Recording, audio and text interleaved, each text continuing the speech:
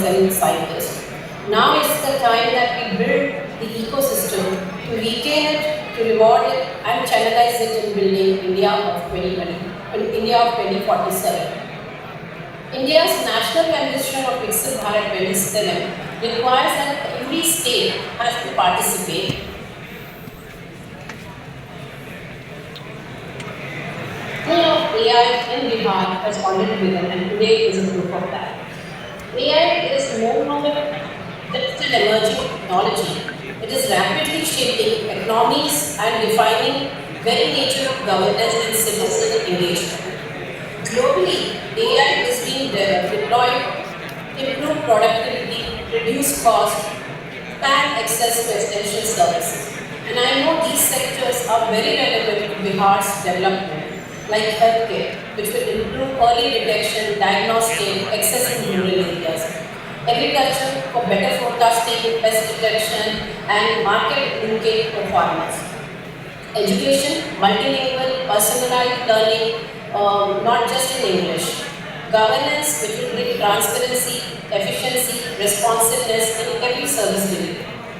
In fact, India has already demonstrated to the world with the development of digital public infrastructure like Aadhaar. You all know will give a digital identity. UPI will seamlessly allow everyone to access digital payments. DigiLocker for the authentic document sharing. These are not just the platform, they are technology at a population scale and are basically successful because it is inclusive. They also reflect a broader philosophy that technology must create trust, reduce friction, and expand access. In fact, Bhashini, which is one of the also a digital interface of Government of India, which allows everyone to speak in their language, ensuring that language is not a barrier, and to create an opportunity for everyone to onboard onto the digital platform. As we look ahead, AI represents the next major inflection point in humanity's technology journey. AI holds immense potential.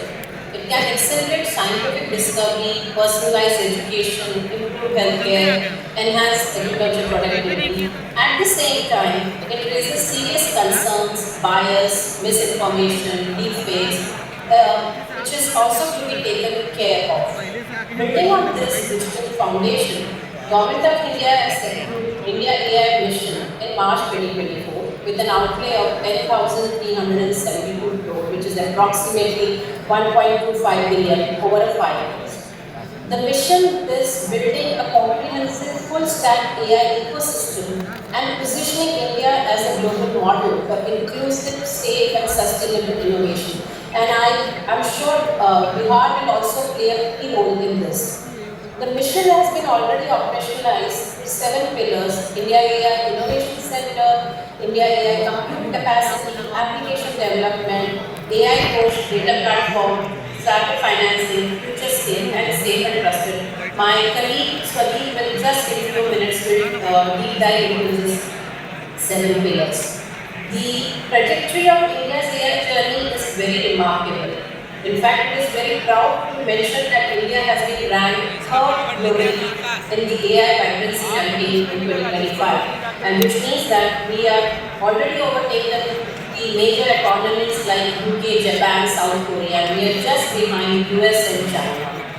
It is the direct result of deliberation, sustained policy action.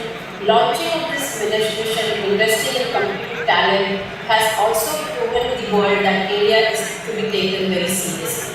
In fact, you all must be aware that India has hosted largest AI summit in the Global South, which is AI Impact Summit 2026, positioning India not as a participant in the global AI story, but as an author and creating new roles which the world will have to see and take us India as a serious.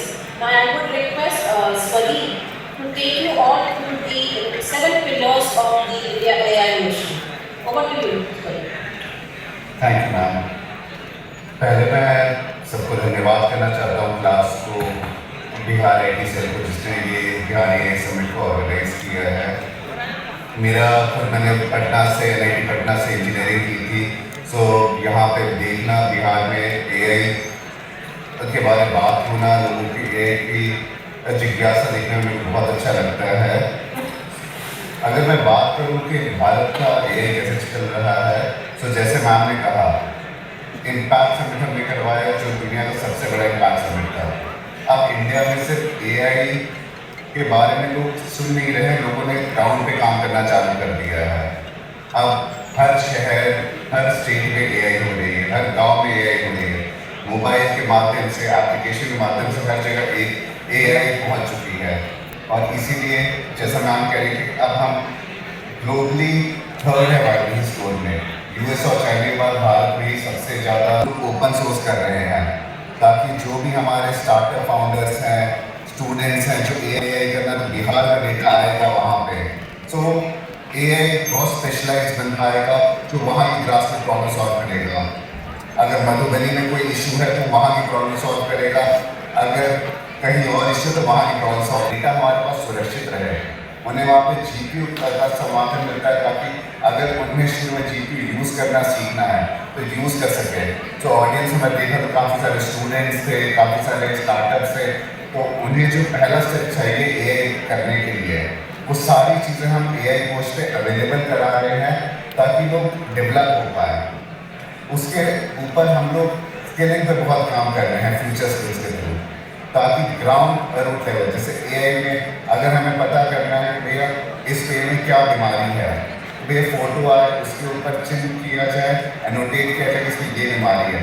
तो ऐसे data annotations के courses करवा रहे हैं। Data labs हमने खुलवाए हैं। बिहार में 3 डेटा लैब्स ऑलरेडी स्टैब्लिश हो चुके हैं, जहाँ पे लोग एजुकेट होके जो AI की बेसिक जॉब्स है उसके लिए रेडी हो पाए।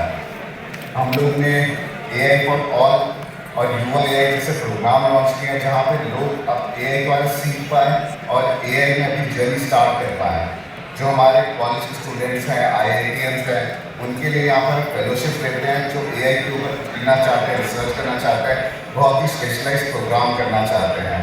तो फ्यूचर्स के ऊपर हम लोग AI की पूरी जर्नी, जहाँ पर हम ग्राउंड लेवल डेटा एनोटेशन को लेकर रिसर्च, हम सब कुछ सपोर्ट करते हैं।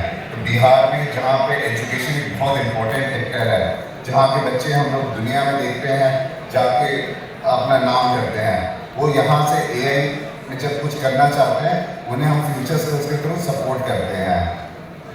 उसी के ऊपर जब हमें AI करनी है तो हमें फाउंडेशन मॉडल की जरूरत होती है, रात में जस्ट बाहर के मॉडल्स पे डिपेंड करें, भारत को अपने फाउंडेशन मॉडल बनाने हैं।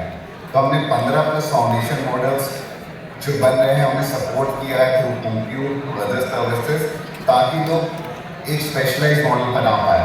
कुछ large language model, multi model model से स्पेशलाइज स्मॉल लैंग्वेज मॉडल्स।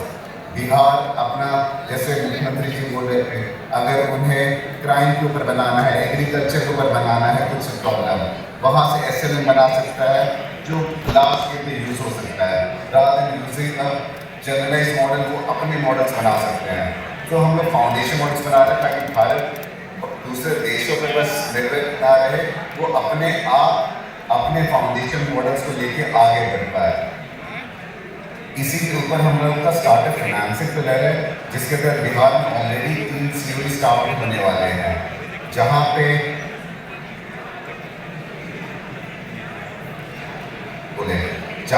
ये सारी चीज़ अवेलेबल होंगी, जहाँ पे लोग इन चीज़ों को यूज़ कर पाएंगे, स्टार्टअप्स आके उस इकोसिस्टम में चीज़ें डेवलप कर पाएंगे। स्टार्ट हो रहा है पटना में एक मेगा COE बनने वाला है 30,000 स्क्वायर फीट एरिया में, जो हमारे पास प्रपोजल आया। तो ये तीनों COE जब बनेंगे बिहार में, तो उसकी AI जर्नी, उसकी AI की जो स्टार्टअप जर्नी है, उसे हम सपोर्ट कर रहे हैं, जहाँ पे हम बिहार सरकार के साथ कॉम्प्लीमेंट करते हुए इस चीज़ को ग्रास रूट लेवल पर जाते हैं, ताकि बिहार के हर एक पॉपुलेशन को, हर एक सेगमेंट के लिए स्पेसिफिक यूज़ केस बन पाए। यही यूज़ केस को अगर हमें टॉप लेवल की बात करनी है, तो उसके लिए हमें एप्लीकेशन बनाना, जहाँ पे भारत सरकार बहुत सारे एप्लीकेशन सपोर्ट करते हैं through hackathons and through identification of startups. जैसे बिहार सरकार के साथ बिहार में हमारे स्टार्टअप्स काम कर रहे हैं, डायबिटीज़ रेटिनोपैथी, जो आँख के स्कैन से डायबिटीज़ को डिटेक्ट कर रहे हैं, ताकि लोग की ब्लाइंडनेस कम हो पाए। जो लेट प्रेडिक्शन होते थे, वो बीमारी हो रही है मैं जाकर उसे इलाज भी करवा पाऊँ। जो गांव में जहाँ पे प्राइमरी हेल्थ नहीं है उतना, वहाँ पर ये सिस्टम स्टैब्लिश हो सकते हैं जहाँ पे आपकी डायग्नोसिस एआई के थ्रू हो सकती है। चेस्ट एक्सरे के थ्रू आपकी टीबी प्रिडिक्शन हो सकता है, तो जो टीबी हटाने की हमारी प्रक्रिया है उसे एआई आगे कर सकता है। इवन जो लास्ट में डिलीवरी है उसे एआई हेल्प कर सकता है through supply chain of health care, जहाँ पे एआई लास्ट माइल तक पहुँचे। तो फ्यूचर फिर एप्लीकेशन के लिए हम स्टार्टअप्स को लाते हैं, उन्हें सपोर्ट करते हैं, जहाँ पे हम बिहार सरकार के साथ भी काम कर सकते हैं।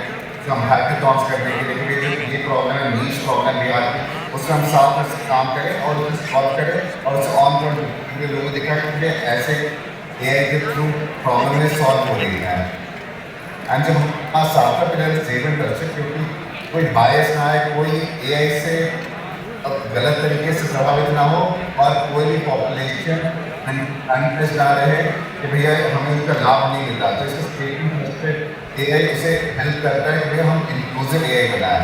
तो इंडिया एआई इनिशिएटिव के थ्रू हम 7 पिलर पे काम कर रहे हैं, जहाँ पे हम पूरे इकोसिस्टम को कंप्यूट प्रोवाइड कर रहे हैं, फाउंडेशन मॉडल बनाने में सपोर्ट कर रहे हैं, ताकि जो आपका एरिया है उस पर एक प्रॉपर फाउंडेशन मॉडल बन पाए जो आपको कॉस्ट इफेक्टिव भी रहे और आपका कंटेक्स्ट अवेयर भी रहे। अगर बिहार के बारे में तो बिहार के बारे में रहे। हम डेटा सर्कुलर को पूरा इकोसिस्टम को एक्टिवेट कर रहे हैं ताकि आपका डेटा आए, जो आप कंप्यूट कर सकते हैं, आप मॉडल टेस्ट आउट कर सकते हैं, आप अपना एआई की जर्नी स्टार्ट कर सकते हैं। जो भी यहाँ पे स्टूडेंट्स बैठे हुए हैं वो एआई के थ्रू जाके अपनी जर्नी स्टार्ट कर सकते हैं rather than depending on the external world. फिर हम एप्लीकेशन पे लेकर एप्लीकेशन बना रहे हैं, हम स्किलिंग कर रहे हैं जहाँ पे ग्राउंड लेवल डेटा लैब से लेके हम प्रॉपर फेलोशिप सपोर्ट करते हैं रिसर्च के लिए। स्टार्टअप्स के तहत हमने सीओई पे पूरा काम किया।